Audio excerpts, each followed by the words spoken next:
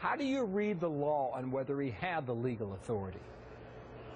Well, I asked Jay Johnson several months ago whether or not there were any limits to prosecutorial discretion, and he confessed then that there are, and he confessed that because he's also a former prosecutor, and he knows that there are limits to prosecutorial discretion, but apparently, Bill, there are no limits to what you can do in the realm of politics, and that is what is so cynical and frustrating to some of us.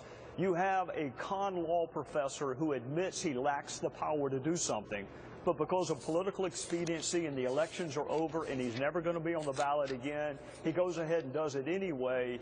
That is very dangerous. Lay politics aside, it is dangerous to any country that is grounded in respect for the rule of law. But based on the law, it appears that he went a certain length on his executive order and then refrained from doing other things to keep it within the bounds of the law. That's what the White House would argue. Is the White House right or not? No, sir, they're not right.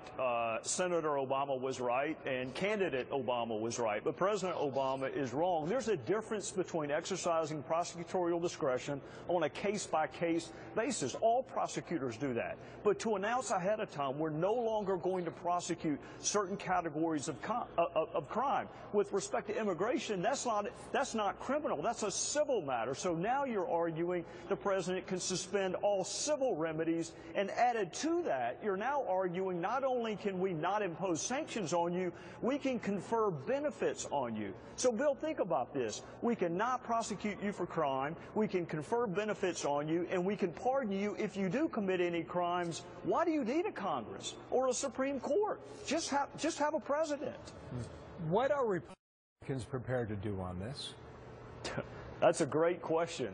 The House is debating right now how to respond to it. I think it's careful that we not take the bait. What the president wants us to do is to over-respond so our public approval ratings are as low as his. My personal preference in terms of strategies is for the Senate to use advice and consent. You just spoke about ambassadors who can't find the country they're going to on a globe. That'd be a great place to start, where John McCain said, you know what, Mr. President, you want to act like an emperor? We're going to do our job and not confer advice and consent and not approve some of your nominees. That is where I would start if I were